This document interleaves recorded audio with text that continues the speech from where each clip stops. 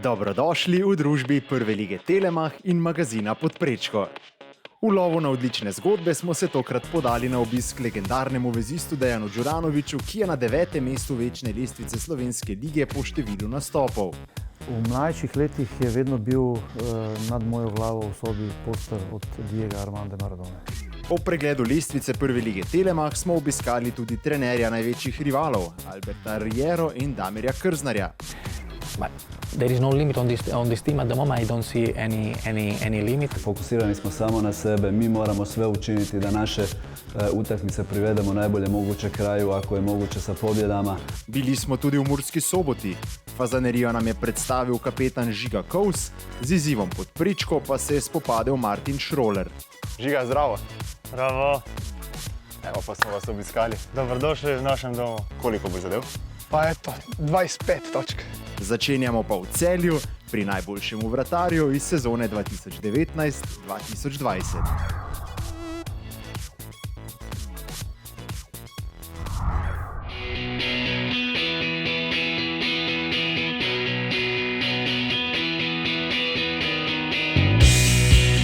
Matjaž Rozman. Vratar z več kot 300 nastopi v Prvi ligi Telemach je s 35 leti najizkušenejši član Celja. Ljubezni do nogometa se je nalezel doma, kjer je v otroštvu dobil tudi prepotrebno podporo, ki mu je omogočila resnejše ukvarjanje z najlepšim športom na svetu. Že od majhnih nog, že v otroštvu smo imeli doma oče, brat, skozi žogo smo nekako igrali nogomet že okoli hiše, pa nekako se vedno ta ljubezen stopnjevala. Matjaž se je med vratarje podal kasneje, svojo nogometno pot pa pričel na nasprotni strani igrišča v napadu. Kako je prišlo do preobrazbe? Pa ne, na začetku sem bil napadalec, pa nekako mislim, da nisem imeli vratarja, pa bil sem med višjimi in sem nekako šel na gol, pa tudi tam ostal. Ker vemo, da to zanima tudi vas, dragi gledalci, smo Matjaža vprašali, kaj se mu je kot napadalcu najbolj vtisnilo v spomin. Vse pa spomnim, da sem na ene tekme tudi 3 zadetke. Imamo en hat-trick na statistiki. Glede na njegovo zgodbo ne čudi, da je imel v otroštvu 2 idola. Najprej se je navduševal nad legendarnim brazilskim napadalcem, nato pa nad prav tako legendarnim nemškim vratarjem. Ja, v mladih letih sigurno kot napadalec brazilski Luis Nazario de Lima Ronaldo. On je bil res ekstra kvaliteta napadalec. Kot vratar pa že od malih nog nekako sem gledal nemško ligo, Bundesligo in bi izpostavil Oliverja Kahna. V zgodnjih letih treniranja je bila v ospredju pristna ljubezen do igre, kasneje sta se priključili tekmovalnost in učenje taktike. Kdaj je začutil, da lahko postane profesionalen nogometaš? Pa mislim, da že kar hitro sem nekako kot selekciji kadetov, mladincev, da so me nekako že priključevali na treninge članski ekipi v Aluminiju. Tako da se mi zdi kar hitro nekako začutil, da bi lahko naredil tudi neko profesionalno zgodbo. Ja, mislim, da je to eno najtežje obdobje kariere, ko se moraš prebiti iz mladinskega člansko kategorijo. Res je bilo tudi takrat, da je bilo veliko starejših, ko si prišel k članom in jaz sem imel na srečo, da sem dobil priložnost dokaj mlad, že v Aluminiju sem nekako pod mladine izbranil za člane. In potem me nekako opazil v Interbloku Josip Šešnik, me izvabil tja in potem tudi nekako tam se je razvila zgodba, da sem kar hitro dobil šanso, da sem lahko se pokazal na sceni. Prav v Interbloku je Matjaž Rozman tudi debitiral med slovensko elito. To se je zgodilo 16. septembra 2007, ko se je Rozman v zapisniku Prve lige prvič znašel v začetni postavi. Spomnim se debija, to je bilo na Žaku, igrali smo proti Mariboru. Bila pa je tudi ta teden, nekako se je prvi vratar poškodoval, Janez Strajne z hrbtom in z poškodbo hrbta, tako da sem potem dobil priložnost in nekako to izkoristil. V Interbloku je ostal do konca jesenskega dela sezone 2009-2010, nato pa se preselil v Nemčijo. V svojem življenjepisu ima sicer 2 izkušnji iz tujine, saj je kasneje po Greuther Fürthu branil še za Slaven Belupo. Kakšni so spomini na tujino? Ja, v bistvu v Nemčiji je bila res ena dobra izkušnja. Sicer nisem si uspel izboriti mesta kot prvi vratar. Sem pa spoznal nogomet na visokem nivoju, predvsem tukaj mislim infrastrukturo, stadioni, polne tribune. pa tudi sama organizacija. Na Hrvaškem pa sem v bistvu, bolj kot ne bil prvi vratar, branil vse tekme, tako da sem spoznal tudi Hrvaško ligo, hrvaške stadione in v bistvu obe izkušnji so za mene bile res zanimive. Med obema izkušnjama na tujem je branil še za velenjski Rudar, po vrnitvi z Hrvaške pa si leta 2016 nadel dres Celja, kjer brani še danes. V Celju je leta 2020 osvojil naslov državnega prvaka. Kaj je šlo v tisti sezoni tako prav in kaj je bila točka preloma v boju za naslov? Ja, v bistvu prav je šlo vse kaj je bilo. Je pa res, se mi zdi, da smo ekipa bila selekcionirana dobro, pa tudi dolgo časa smo bili skupaj. Mislim, da že pred to sezono smo bili 2-3 sezone večina igralci skupaj, tako da smo se nekako začutili na igrišču, pa tudi izven igrišča. In potem na tem neki pozitivni energiji, pa tudi ni bilo nekega pritiska rezultata, smo nekako iz ozadja se nekako prebijali in na koncu prišli tudi do vrha. Pa mislim, da že med zimsko pavzo smo že cele priprave bili neporaženi tudi v Turčiji na pripravah in potem smo to nekako prenesli tudi v ta spomladanski del. In smo tudi izkoristili tekmec, da je bil v slabem stanju, da je nekaj imel kiksov, tako da smo mi to nadoknadili in na koncu mislim, da tudi zasluženo slavili. Tekom svoje kariere je zaustavljal ogromno izjemnih napadalcev, kateri pa so tisti, ki so bili najkvalitetnejši in so mu najbolj ostali v spominu. Ja, v bistvu bil je najboljši sigurno James Milner, trenutni igralec Liverpoola. Je imel res odlične predložke, strele, tako da od njega bi sigurno lahko izpostavil, pa v slovenski ligi pa definitivno Marcos Tavares. On je bil, dejansko ga nisi smel pustiti nekaj sekundi sami. Če napadalce sprašujemo o najlepših golih v karieri, vratarjem postavimo vprašanje, katere obrambe se najraje spomni. Pa mislim, da če bi mogel izpostaviti, bi izpostavil penal v Čekičijo v Stožicah. Tam smo potem premagali Olimpijo. Se mi zdi, da to bila pomembna obramba, tako za ekipo, kot tudi za mene. In potem po tej zmagi smo se nekako še bolj dvigovali do vrha. Ob že izpostavljenem hat-tricku v mlajših selekcijah, ko je bil še napadalec, nam je Matjaž zaupal tudi izredno zanimiv pripetljaj na zboru mlade reprezentance. Spomnim se, da sem enkrat pozabil pasoš, ko sem branil za mlado reprezentanco. Igrali smo v Brežicah proti Romuniji. Selektor je bil tudi Miloš Rus in vemo, da je on bil bolj strog trener, tako da je tudi namenil kar dosti krepkih besed. V zadnjih sezonah je v ekipi Celja med izkušenejšimi. Kako mu prija ta vloga? Pa vem, že sam, ko sem bil mlajši, da sem nekako spremljal te starejše. Se mi zdi, da na treningih pa to lahko se največ naučiš od starejšega igralca. Tako da verjamem, da lahko tudi jaz znam nekaj mlajšim in to je to. Kariere vratarjev so ponavadi sicer daljše kot kariere igralcev.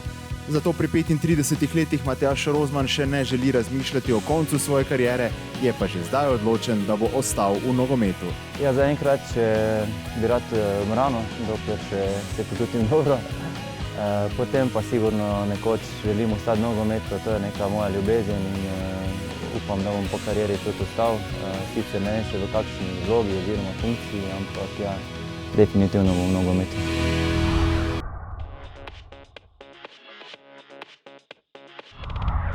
Za nami je 8 krogov prve lige Telemach, forma nekaterih ekip pa počasi že napoveduje, kdo se bo boril za najvišja mesta. Časa za popravni izpit pri tistih, ki so zaenkrat razočarali, je še dovolj, zagotovo pa je zaenkrat največje presenečenje, da je aktualni prvak Maribor šele na 7. mestu in da za vodilno Olimpijo zaostaja za kar 16 točk. Ljubljančani so še vedno 100% in imajo na vrhu 9 točk naskoka pred drugim Koprom. Dvomestno število točk so osvojili še Celje, Mura in Radomlje.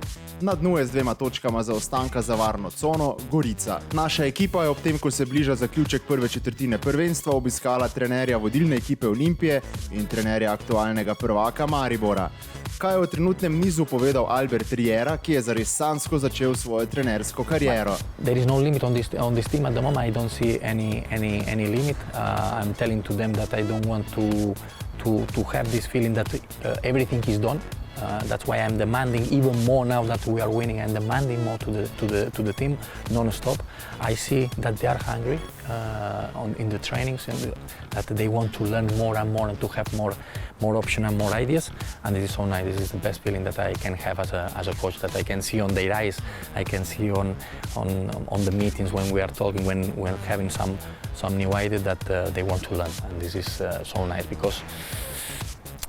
Sometimes the wins can confuse, something that we did everything, and the football is so fast, everything that I will say the same. The day that we will lose, but for sure we will lose game because the opponents also want to beat us and they will try to beat us and they are doing good things.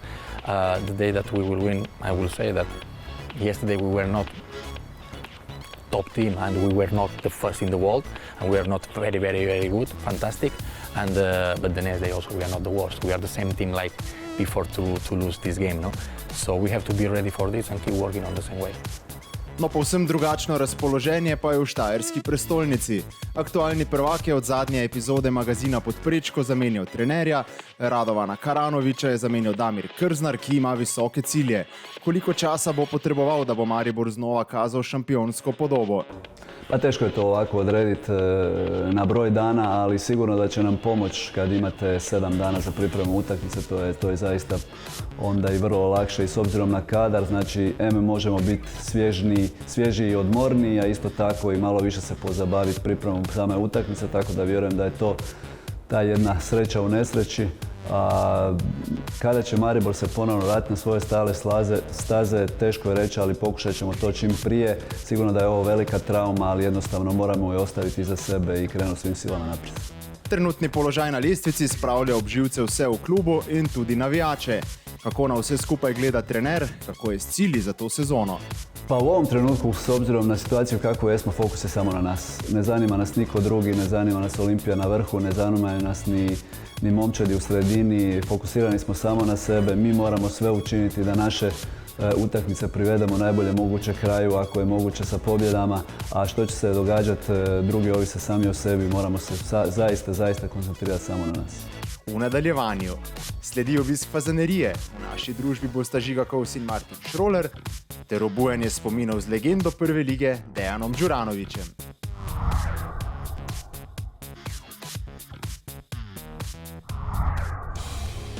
Žiga, zdravo. Bravo.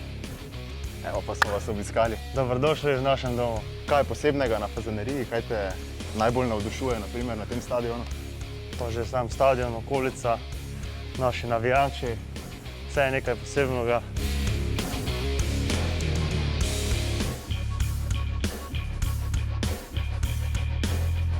Evo, Žiga, tule pa po tekmi izjave, še posebej, če je zmaga, so izjave dobre. Veliko boljše. Lažje odgovarjati. Je pa tu ob nas tudi Smiljan Kuhar.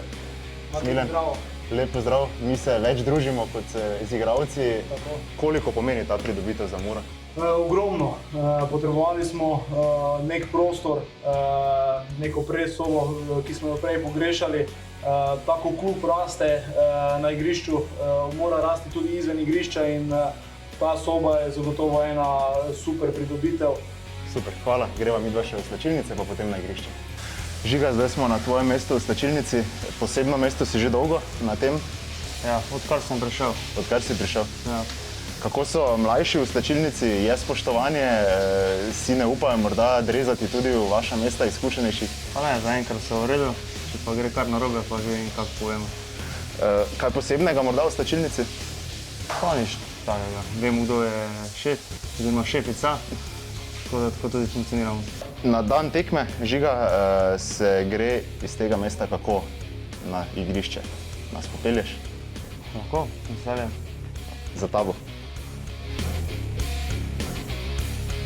Tu se najverjetneje že sliši navijanje o Mura. Tako, to že slišiš navijače, ko pa si že tukaj, pa si že na tekmi. Drugo ne razmišljaš samo, kaj so tvoje naloge. Tu tudi sprememba, ne, Žiga, od prenove ni več stopnic. Ni več stopnic, priješ direkt gor. Evropski stadion. Evropski stadion, resno. In pol je to, pol vidiš kuliso, ko so polne tribune, je res nekaj fantastičnega. Se ti naježi koža, ko Vsekakor, takoj resno. pogledaš desno, levo? Vedno prvo pogledam desno, ko vidim, kako je zapolnjen stadion. Potem pa, ko se obrnem, vedno poiščem svojo družino in probam nekako pomahati. Ja, drugače pa je to naša sveta trava nova. Lahko vem, da je res vrhunska. Kot vidite, je res vrhunska trava. Jaz prebral sem, da je enaka v Atalanti, da je Iličić igra na takšni travi, mislim, da pa Juventus tudi, ne? Ker pogosta trava na največjih evropskih stadionih. No, če je taka trava tam, pol veste, ne more biti res kvalitetna.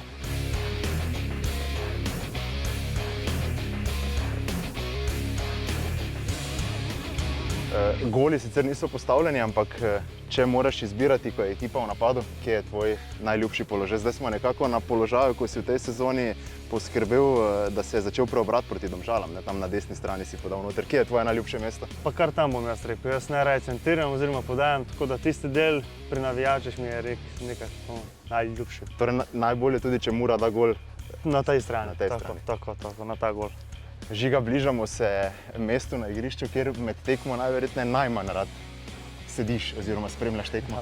Vsekakor. Če je le možno, če mi res trener zaupa, najraje igram. Sicer pa, če sem pa na klopi, pa vseeno mora biti enaka spodbuda igralcem, kot da bi igral. Kajti mogoče pa za 5 minut oziroma za minutko pa bom jaz spet na igrišču, pa hočem, da je tudi enaka spodbuda s klopi. Pravi kapetan. Kako so mesta razporejena? Kje je Damir? Mislim, da je na tem ta prvem. Bo zameril? Ne, ja ne vem, kako imate vi zmenjeno, ampak vi da ne, da lahko malo probaš. Žiga, krlo, grej se. Ampak zdaj ne bom trener, ker je vroče. Zdaj pa, če smo že tukaj, predlagam, da greva še na del stadiona, kjer so tisti vaši najzvestejši navijači. Z veseljem.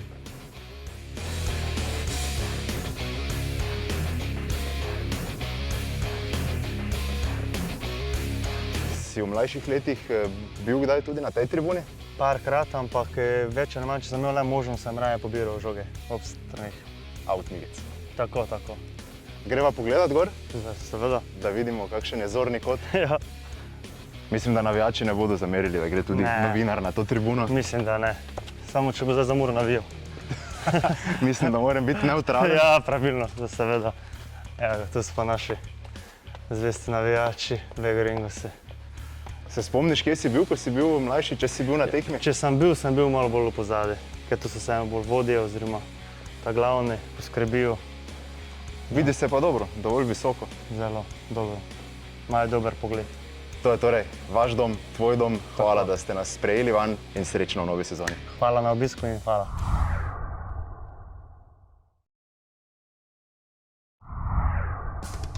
Dejan Đuranović, čvrst, zanesljiv in iznajdljiv vezist, ki je v prvi ligi Telemach odigral kar 388 tekem, je naslednja legenda slovenskega državnega prvenstva, s katero smo obujali spomine. 54-letnik, ki prihaja iz Ilirske Bistrice, je do srednje šole, ki jo je obiskoval v Ljubljani, nogomet vzljubil na domačem igrišču. Več ali manj smo bili na igrišču, kjer je vse nekako potekalo bolj igrivo, ne nekaj organizirano. Tako kot je danes, ko so že v selekciji U7 pa naprej organizirano tedensko treningi 3x-4x na teden. Mi smo bili tisti, ki smo dejansko preživljali čas v prosti in skozi ta prosti čas odšli na kakšen organiziran trening. Da se je hitro zaljubil v šport, predvsem v nogomet, se lahko zahvali očetu. Jaz izhajam iz družine, kjer mi je oče bil privržen športu, nogometu, tudi trener je bil v Ilirski Bistrici, tako da sem jaz imel nekako podporo doma in da sem tudi imel opcijo, možnost, da sem vedno na igrišču, da sem tudi z njim hodil na treninge. Đuranović je po osamosvojitvi Slovenije v članski nogomet in posledično v prvo slovensko nogometno ligo vstopil s kar nekaj izkušnjami in nato iz Izole hitro prestopil k Olimpiji, ki je bila takrat daleč najuspešnejši in največji slovenski klub. Ja, Olimpija je v tistem obdobju dejansko res bila vodilni klub v Sloveniji, tudi ekipa, ki je nastopala v zadnji sezoni Jugoslovanske lige, je bila še v prvi sezoni kar ostala skupaj. Jaz sem se na pol sezoni pridružil in je bila ekipa dejansko superiorna. Osvojila takrat že takoj prvo mesto v prvi državni sezoni. Hitro po ustanovitvi prve slovenske nogometne lige so igralci dobili dodaten motiv, saj so se lahko s klubi prebili v evropska tekmovanja. Kako se Dejan spomni tistih prvih evropskih sezon? Takoj že tisto prvo sezono smo slovenski klubi nastopali v evropskih tekmovanjih in dejansko takoj dobili atraktivne nasprotnike. Izola igrala z Benfico v pokalu UEFA, Maribor v pokalu pokalnih z Atletico Madrid, mi smo igrali z Milanom iz Milana, tako da to so sigurno tiste prve sezone dale nam dodaten nek motiv, impuls, željo, kajti vedeli smo, da ob takih pozicijah, ko jih osvojiš v prvenstvu, te čakajo tekme v evropskih pokalih. Ob Olimpiji je v prvi ligi igral še za Gorico, Maribor in Domžale. K največjemu rivalu Olimpije se je preselil leta 1998 in tam nadaljeval z nizanjem uspehov. Kako bi primerjal oba kluba in mesti? Ja, Maribor je za razliko od Olimpije, kjer jaz lahko dam primerjavo, sigurno neprimerljivo bolj nogometno mesto. V Mariboru je tudi na domačih tekmah bilo vedno veliko število gledalcev, posebej ko smo bili uspešni in nekako serijsko zmagovali in je bila ta podpora očitna in vidna. Z mariborsko ekipo je Dejan Đuranović spisal izjemno pravljico. Vijoličasti so se leta 1999 pod taktirko Bojana Prašnikarja uvrstili v skupinski del Lige prvakov in dosegli v tistih časih nepredstavljiv uspeh. Mislim, da tisto obdobje, lahko rečem 99, ko smo dejansko šli v kvalifikacije in kjer smo videli, da nas čakajo težki nasprotniki, kjer si težko lahko pričakuješ, da boš, želeli smo si, da gremo vsaj toliko naprej, da prijemo do prvega kroga UEFA, tudi če izpademo v teh kvalifikacijah, kar se nam je dogajalo v Mariboru 2 leti predtem. Ampak potem ta uspeh, ki je bil za nas nekako pravlični, da prideš v Ligo prvakov in potem te tekme in potem takoj za tem že skupinski del in zmaga v Kijevu. Mislim, da celotno to obdobje je sigurno nekako bil zame vrhunec v moji karieri in nekaj najlepšega. Nogometaši so bili v tistem obdobju drugačni, zaradi vseh tekem pa je bila mariborska ekipa ogromno časa v hotelih. Kako so igralci preživljali prosti čas brez vse tehnologije, ki jo poznamo danes? Mislim, mi smo res ogromno časa preživeli, posebej tu v Zrečah, kjer smo nekako tudi mogoče postali tudi iz tega razloga bolj kompaktna ekipa. Skupaj smo dejansko živeli 24 ur na dan, imeli smo vse omogočeno, nismo energijo porabljali na prihode, odhode na stadion, v svoj krog, vsak na svoj dom, ampak smo dejansko skupaj preživljali ves ta čas. Ni bilo tega, kar je danes. Bili so druge stvari, smo se prilagodili temu, igrali smo dosti karte, nekateri tarok, ostali remi, podobne zadeve, pogledali kakšen šport na televiziji, družili se v fizioterapevtski sobi. Čas si nekako mogel porabiti, ampak najbolj pomembno je bilo, da smo bili skupaj, da smo živeli skupaj, da smo preživljali ta čas, da smo imeli skozi vse te treninge, ki so bili vse prej kot lahki, prihajali do nekega tega svojega optimalnega stanja, ki nam je tudi prinašal rezultat. Dejan Đuranović je največje uspehe v karieri tako dosegel v domači ligi, kar je v današnjih časih nepredstavljivo. V različnih klubih je igral številnimi igralci, kateri pa je bil po njegovem mnenju najboljši oziroma kdo je nanj naredil največji vtis. Jaz sem vedno rekel, da mi je igralec, pa sem igral z ogromno dobrimi igralci v Sloveniji, igralec, ki sem igral, ki mi je bil nekako najkompletnejši, ki lahko pokril več pozicij, ki bi lahko igral na vrhunskem evropskem nivoju, je sigurno bil Samir Zulić v Olimpiji. Drugače sem imel pa srečo, da sem dejansko igral s takimi napadalci, ki so mene naredili dobrega igralca. No, za konec pa nam je Dejan Đuranović, strelec 58 golov v prvi slovenski nogometni ligi, razkril le še ime svojega idola iz otroških let. V mlajših letih je vedno bil nad mojo glavo v sobi poster od Diega Armanda Maradone.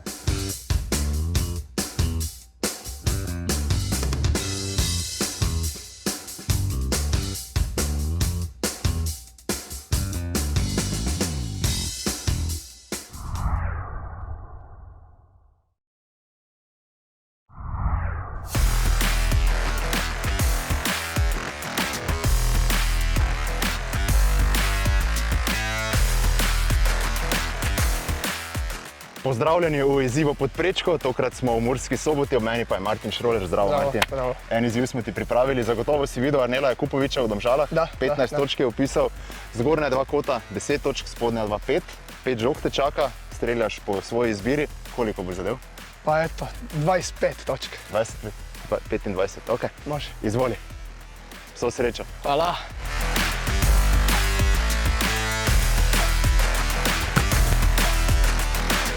Pet.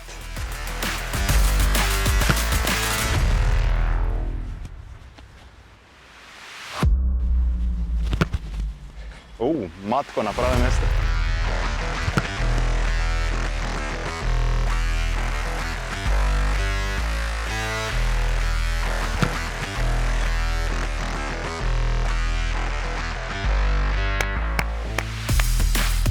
Koliko je to?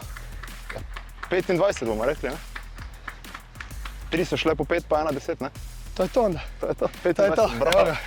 Zadovoljni? Sad je, dobro je sad. Evo, še en pozdrav za, A može? veš kako pokažemo na sport klubu? Ne, Pod prečko. od prečko.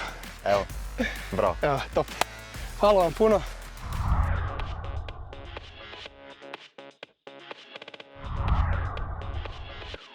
Poglejmo še v prihodnost. Tudi v septembru nas čaka nekaj izjemnih tekem. Pred reprezentančnim premorom bosta na sporedu še 9. in 10. krog prve lige Telemach. Na Sportklubu bosta v 9. krogu najbolj izpostavljena obračuna Bravo Maribor in Mura Koper. O postopu v drugo četrtino prvenstva pa izpostavljamo še tekmi Radomlje Maribor in Celje Domžale. Vabljeni v našo družbo.